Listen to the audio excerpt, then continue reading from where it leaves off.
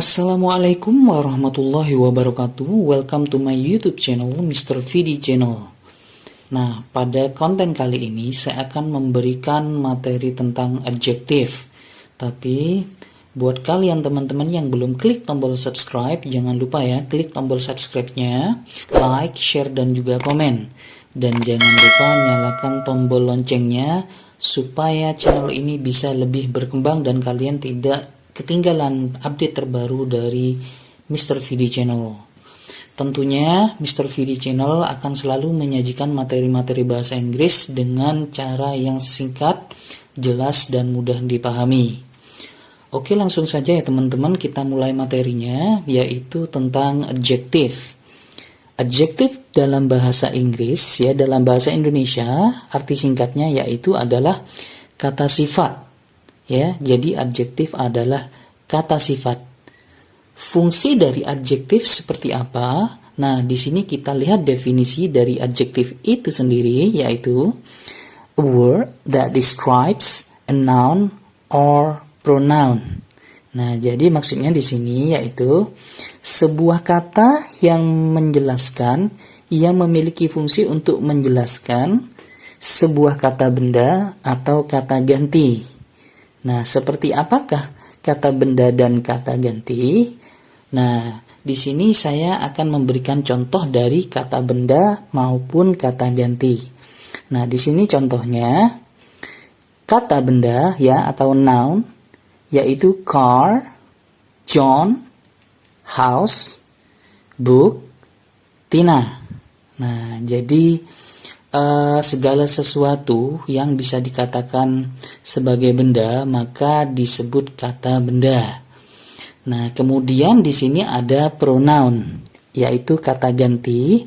Contohnya di sini yaitu I, this, you, he dia laki-laki, my, your. Nah, di sini adalah contoh dari kata ganti atau pronoun. Nah, di sini saya hanya memberikan beberapa contoh saja, baik untuk kata benda atau noun maupun kata ganti atau pronoun. Karena di sini saya fokus pada materi adjektif ya. Kenapa sih Mr. VD? Kita harus mengetahui apa itu noun dan apa itu pronoun, yaitu untuk mengidentifikasi kata sifat atau adjektif dalam sebuah kalimat atau percakapan bahasa Inggris. Jadi seperti itu. Jadi memudahkan teman-teman nanti ketika menjawab soal atau pertanyaan dalam bentuk bahasa Inggris. Kemudian selanjutnya, adjektif itu posisinya ada beberapa macam ya, teman-teman. Di sini saya tulis ya, positions of adjective. Maksudnya di sini yaitu posisi ya, beberapa posisi dari adjektif itu sendiri. Yang pertama yaitu adjektif muncul atau terletak setelah to be ya. Jadi adjektif itu posisinya muncul setelah to be ya, muncul setelah to be. Contohnya di sini yang pertama yaitu Tina is beautiful ya. Nah, dari kalimat ini Tina berfungsi sebagai kata benda ya. Tina, anak perempuan yang bernama Tina berposisi sebagai kata benda. Kemudian diikuti is yang berposisi sebagai to be dan diikuti oleh beautiful yang berposisi sebagai adjektif. Nah, sesuai dengan definisinya bahwa adjektif ya, kata beautiful muncul atau terletak setelah to be. Ya, kita artikan di sini ya. Tina is beautiful. Tina cantik ya. Tina cantik.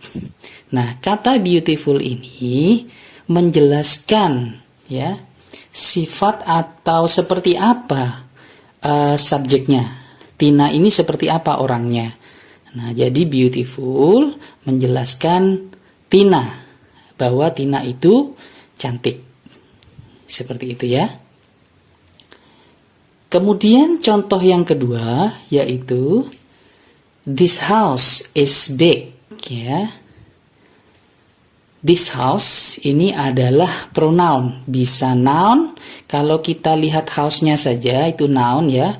Kalau kita lihat kata this di sini, maka this house ini termasuk pronoun ya. Kemudian diikuti oleh kata is sebagai to be-nya dan big sebagai adjective. Nah, perhatikan posisi big di sini ya. Big sebagai adjektif ya. Posisinya yaitu setelah to be is. Karena sesuai dengan definisi sebelumnya ya, bahwa adjektif muncul setelah to be. This house is big. Rumah ini besar. Nah, jadi big menyatakan ukuran dari rumah itu sendiri ya. Nah, seperti apa sih gambaran sebuah rumah? Yaitu dengan menggunakan adjektif atau kata sifat. Jadi rumah ini sifatnya besar. Rumah ini ukurannya besar. Sampai di sini paham ya, teman-teman? Kemudian posisi dari adjektif itu sendiri yang kedua yaitu adjektif muncul atau terletak sebelum kata benda. Maksudnya bagaimana, Mister? Ya. Contoh yang pertama, he has a big office. He has a big office. Kita perhatikan di sini ya, dalam kalimat ini kata big adalah adjektif atau kata sifat. Kemudian office adalah kata benda. Nah, kalau adjektif berdampingan dengan kata benda ya atau noun, maka adjektif diletakkan di depan atau sebelum kata benda. Jadi, adjektif ya, kata big ini sebagai adjektif diletakkan di depan kata office sebagai kata benda ya. Jadi, urutannya seperti itu ya, teman-teman. Jangan sampai he has a office big. Nah, itu tidak boleh. Jadi aturannya dalam bahasa Inggris bahwa kata sifat jika disandingkan dengan kata benda, maka kata sifatnya berada di depan kata benda. Nah, kita artikan di sini ya. He has a big office. Dia laki-laki memiliki sebuah rumah yang besar, kantor yang besar. Nah, ini perlu kalian ketahui ya teman-teman. Untuk mengartikan kalimat bahasa Inggris atau kata dalam bahasa Inggris itu ada tata caranya. Di mana contohnya di sini big office ya, adjektif dan noun. Kalau kita artikan ke dalam bahasa Indonesia, maka yang harus kita artikan lebih dulu yaitu kata bendanya dulu, baru diikuti oleh kata sifat. Jadi artinya menjadi kantor yang besar. Jangan besar kantor, itu salah. Jadi kantor yang besar.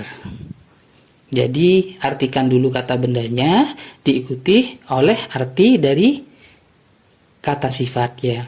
Dia laki-laki memiliki sebuah kantor yang besar. Jangan sampai dia laki-laki memiliki sebuah besar kantor. Nah, itu salah ya teman-teman. Tolong diingat pesan dari Mr. Vidi ya. Kemudian yang kedua, sekaligus yang terakhir, contoh yang terakhir, the clever boy is my son.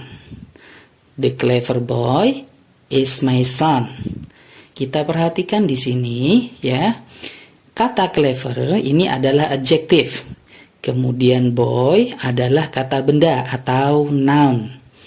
Nah, seperti contoh sebelumnya bahwa jika kata sifat atau adjektif disandingkan dengan kata benda, maka posisi dari adjektif ini sendiri harus berada di depan atau sebelum kata benda. Nah, di sini clever terletak di depan kata boy. Dan di sini kata sifat clever menjelaskan sifat dari boy itu sendiri. Nah, di sini kan pada kalimat ini ada dua kata, yaitu kata benda dan juga kata ganti atau pronoun. Nah, di sini boy sebagai kata benda dan my son sebagai kata ganti atau pronoun. Nah, tapi di sini yang harus kita perhatikan bahwa adjektif itu sendiri ya menjelaskan lebih ke kata bendanya, bukan pronounnya ya. Jadi yang pandai itu siapa? Yang pandai adalah anak laki-laki. Sedangkan my son di sini tidak bisa tidak bisa kita kaitkan dengan clever ini sendiri. Yang lebih utama adalah kata boy. Jadi the clever boy ya, jadi satu kesatuan. Anak laki-laki yang pandai adalah anak saya. Ya, anak laki-laki saya.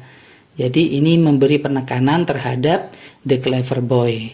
Nah, sampai di sini ada yang ditanyakan, teman-teman? Kalau ada pertanyaan, silahkan tulis di kolom komentar di bawah deskripsi pada video ini ya, teman-teman ya. Oke teman-teman, sekian materi di Mr. VD Channel untuk kali ini. Semoga materinya bermanfaat buat teman-teman semua. Semoga teman-teman lancar dan mudah dalam mempelajari bahasa Inggris. Semoga channel ini juga nantinya lebih berkembang lagi ya teman-teman. Terima kasih atas perhatiannya. Sekian video dari saya. Assalamualaikum warahmatullahi wabarakatuh.